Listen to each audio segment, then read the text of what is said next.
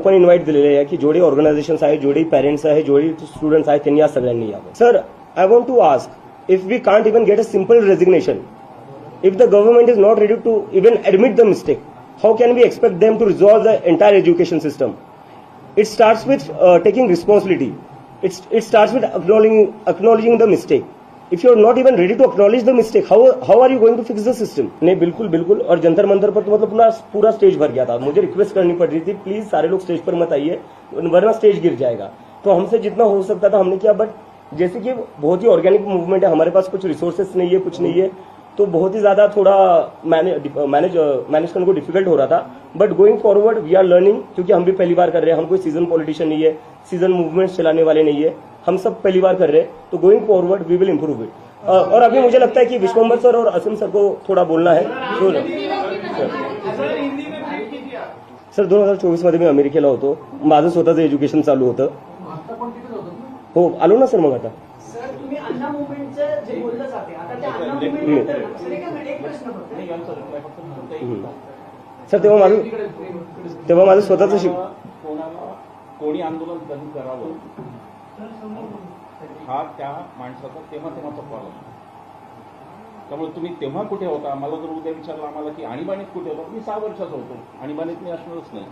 मला वाटतं आपण लॉजिकल ठेवूया ही प्रेस कॉन्फरन्स. 2024 मध्ये ते सज्ञान होते, ते त्यांना ती प्रेरणा नाही झाली, आता त्यांना प्रेरणा झाली. आम्हाला प्रश्न विचारायला आता बिलकुल आहे, काही हरकत नाही, विचार. सर, एक फक्त अन्ना मुवमेंटचं जे बोललं जाते ना, त्या मुवमेंट नंतर काय झालं, कसे राजकीय पक्ष स्थापन झाले, खासदार आमदार म्हणून सत्तेत बसले, अभिजित बिटकरना जर कंपॅरिझन करत असतील आता, तर पुढे जाऊन मग तुम्ही टॅकल कसं करणार? तुमच्यातून पण काही जण सुटतील, पक्ष स्थापतील, मग तो पक्ष दिल्लीत किंवा इतर ठिकाणी स्थापन करतील. या मुवमेंटचं त्या मुवमेंटचं जर कंपॅरिझन होत असेल तर तुम्ही टॅकल कसं करणार हा सगळा मुद्दा? सर, मी तेव्हा 16 वर्षाचा होतो, मी स्वतः शाळेत होतो, तर मी त्याच्यावर काही जास्त बोलू नाही शकत. But going forward we will try to learn and we will try to take feedbacks, inputs and suggestions from everybody, so that we won't repeat the mistakes that others have repeated. Yes. So जैसा कि आज हम सबको पता है कि पुणे में शाम 4 बजे cockroach जनता party का आंदोलन होने जा रहा है.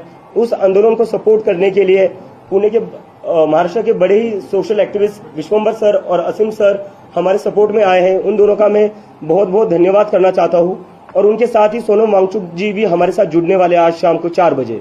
और इसके साथ ही आज हम एक बहुत बड़ी अनाउंसमेंट करने जा रहे हैं, जो हमारा एजुकेशन मैनिफेस्टो रहेगा, जिसके रिगार्डिंग गवर्नमेंट जो एग्जाम्स लेती है, एंट्रेंस एग्जाम, कॉम्पिटिटिव एग्जाम्स, उसमें क्या क्या सुधार हो सकते हैं, उसको लेकर हम बहुत बड़ी अनाउंसमेंट करने जा रहे हैं. Thank you. और अभी मैं रिक्वेस्ट करता हूँ विश्वंबर सर और असीम सर को बात करने के लिए. Thank you.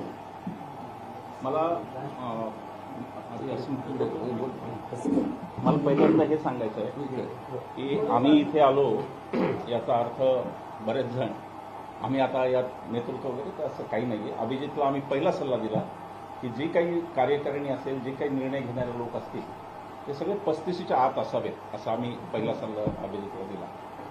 मला असं वाटतं की खूप दिवसांनी आम्हाला मेनस्ट्रीम मीडियाचा माहितीची सवय नव्हती, आज सगळे आले, त्याबद्दल आभारी आहे मी तुमच्या सगळ्यांचा.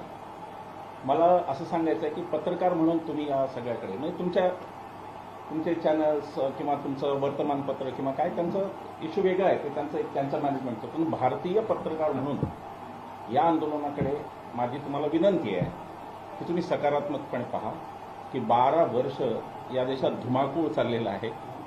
पत्रकारांचा सगळ्यात मोठा अपमान या 12 वर्षात झालेला, एकही पत्रकार परिषद न घेऊन की आम्ही तुम्हाला नाही मोदत, आम्हाला नाही द्यायची पत्रकार.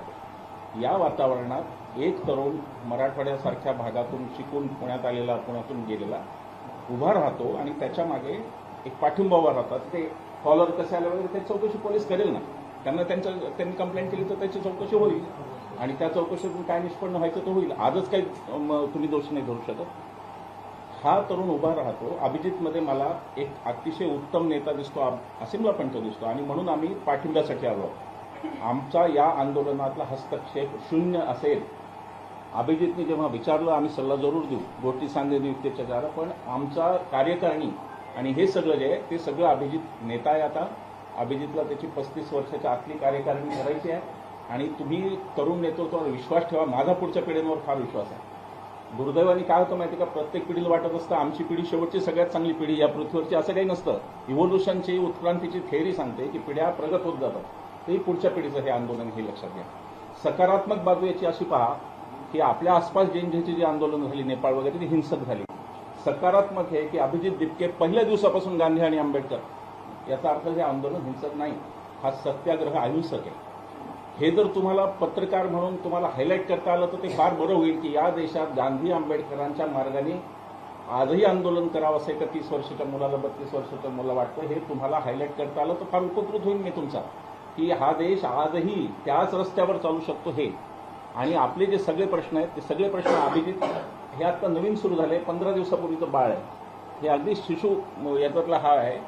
सगळ्या प्रश्नांची उत्तरं त्यांच्याकडे नसतील. नाही काय जयप्रकाश नारायणांची समग्र क्रांती घेऊन अभिजित इथे आले असं नाही मला वाटतं. आणि ती तयारी जयप्रकाशांची त्या वयात झाली होती. अभिजितचं ते अजून अभिजितला या गोष्टीत पुढे जायचं आहे, ही संघटना वाढवायची आहे, त्यांची पार्टी वाढेल, त्या पार्टीचं पुढे काय करतील ते राजकारणात येतील का नाही, हे सगळे प्रश्न आज अभिजितच्या पण डोक्यात नसतील कदाचित की खरंच, कारण ते जेवढं स्पॉरॅडिकली झालं, ज्या एका आवेगात ते झालं त्याचं ते काही अपेक्षित नाही.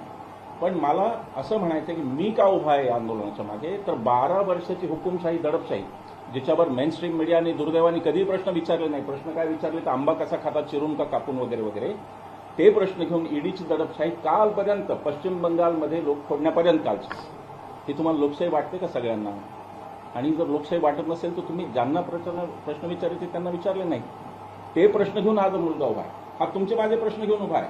हा मुलगा तुमचे आणि माझे, हा जर हुकुमशाहीच्या विरोधात बोलतो तर भारतीय मीडियाच्या स्वातंत्र्याच्या बाजूने हा मुलगा बोलतो हे लक्षात घ्या. आणि म्हणून तुमचा पत्रकार म्हणून दृष्टिकोन अत्यंत सकारात्मक असावा अशी माझी अपेक्षा आहे. मी तुमच्या काही गोष्टी समजू शकतो, मी व्यावहारिक पातळीवर मीडियाचे मालक आणि त्यांचं हे मी सगळं समजू शकतो. पण भारतीय लोकशाही जर वाचवायची असेल तर आता जनआंदोलनांना पर्याय नाही. राजकीय लढाई माझ्या मते मतपेटीची आता ही फार वेगळी झालेली आहे. आता तुम्ही तिथे जर अशी धोरण असेल सत्ताधारी पक्षाचं की आम्ही तुम्हाला ईडी लावून तुमची माणसं आधी पळवणार आणि तुमची जी निवडून येते तीही फोडणार, आणि याच्यावर जर कोणी बोलत नसेल तर आता जनआंदोलनाशिवाय पर्याय नाही. आणि ते जनआंदोलन घेऊन अभिजित उभा आहे. आज अभिजितचा अजेंडा शिक्षणाचा आहे. मी सोनम वांगचुकांचं सकाळी स्टेटमेंट वाचलं, ते म्हणले मी पुण्याला येतो आणि मी पर्यावरणाचा अजेंडा घेऊन येतो. आता अजेंडा येईल ना, शिक्षणाचा येईल, पर्यावरणाचा येईल, आरोग्याचा येईल. एक चांगलं आंदोलन उभं राहील अशी मला या आंदोलनात शक्यता दिसते आणि म्हणून आम्ही आलो. मला हे मुद्दाम खुलासा करायचा. काही लोकांनी लगेच सुरू केलं की ते सरकारच्या विरोधामध्ये एखादा निर्णय घेतला जातो त्यावेळेस तुमच्यासारखे सामाजिक कार्यकर्ते विरोधी पक्षाच्या बाजूने बोलतात की म्हणजे सरकार कसं चुकीचं आहे. आता अभिजित तितके आंदोलन करतो, मात्र एकाही विरोधी पक्षाचा त्याला पाठिंबा येत नाही. देशामध्ये राहुल गांधींसारखा लोकसभेमध्ये विरोधी पक्ष नेता आहे, काँग्रेस देशातली सगळ्यात मोठी विरोधी पक्षाची संघटना आहे, तरी सुद्धा अभिजित तितका पाठिंबा दिला जातो. तुम्हाला असं वाटत नाही की तुमचं सुद्धा धोरण जे आहे ते लवचिक आहे, जसं वेळ बदलेल तसं बदलत नाही? धोरण माझं नाही, धोरण अभिजितचं आणि त्यांच्या टीमचं, हे पहिलं क्लिअर करतो. दुसरी गोष्ट, हर्षवर्धन सपकाळांचा व्हिडिओ तुम्ही पाहिला का नाही मला माहिती नाही. त्यांनी पाठिंबा दिलाय त्याला.